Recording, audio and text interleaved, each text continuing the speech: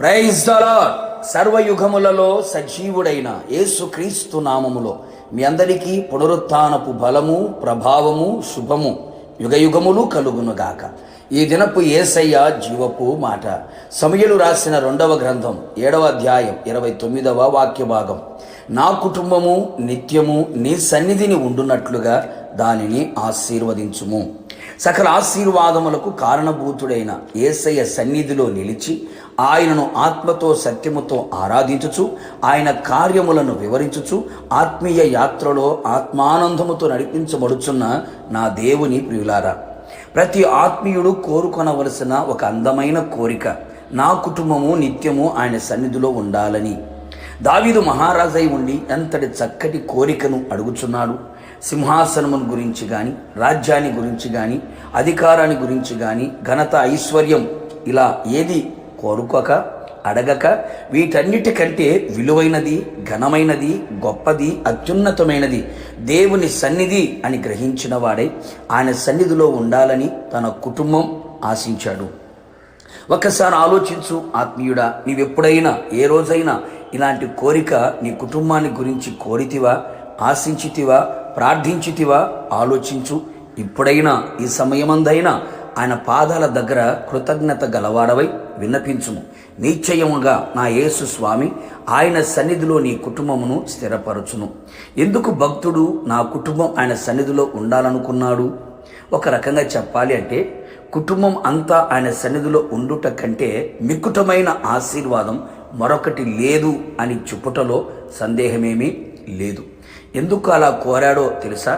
ఆయన సన్నిధిలో సంపూర్ణ సంతోషము కలదు గనుక తన కుటుంబం ఆయన సన్నిధిలో ఉన్న సంపూర్ణ సంతోషం అనుభవించాలని, తన కుటుంబం అంతయు ఆయన సన్నిధిలో నిలిచి ఉండే భాగ్యమును పొందుకొని భాగ్యవంతులుగా జీవించాలని, ఆయన సన్నిధిలో రక్షణను పొందుకొని శత్రువు చేతిలో నుంచి విడిపించబడి జీవితకాలమంతయు నిర్భయులై పరిశుద్ధముగాను నీతిగాను ఆయన సన్నిధిలో సేవించుటకుగాను.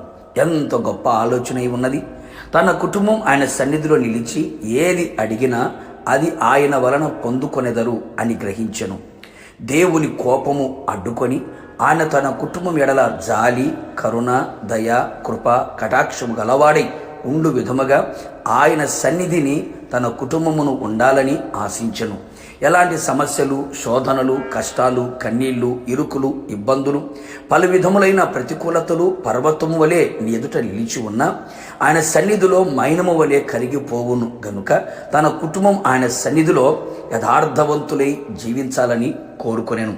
కావున నా దేవుని ప్రియులారా, మనమందరము కూడా ఇట్టి ఆత్మీయ ఆలోచన కలిగిన వారమై ఆయన సన్నిధిలో నిరంతరము కుటుంబం స్థిరపరచబడినట్లుగా దేవుడు కృప దయచేయునుగాక.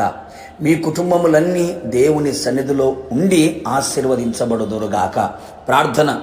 సకల ఆశీర్వాదములకు కారణభూతుడైన నా ప్రియ పరలోకపు తండ్రి, నీ పరిశుద్ధమైన పాదములకి కోటాను కోట్ల స్తుతులు, స్తోత్రములు చెల్లించుచు ఉన్నాం. మరొక్క మారు మీ పాద సన్నిధిలో నిలిచి మీ నోటి నుండి వచ్చే ప్రతి మాట మా జీవితానికి జీవాన్ని కలుగు చేయుచున్నదని విశ్వాసముతో ఎదురు చూస్తూ ఉన్నాం. అవును ప్రభువా, ఈ పునరుత్థానపు దినమున ప్రభు తండ్రి మీ సన్నిధిలో కుటుంబమంతా నిలిచి ఉండాలని, ఆ విధంగా ఆశీర్వదించబడాలని ఎంతమంది అయితే నీ సన్నిధిలో ప్రార్థిస్తున్నారో వారందరి జీవితంలో గొప్ప కార్యములు చేసి కుటుంబమంతా కూడా మీ సన్నిధిలో నిలిచి ఉన్నట్లుగా ఆశీర్వదించమని కోరుతూ ఉన్నా.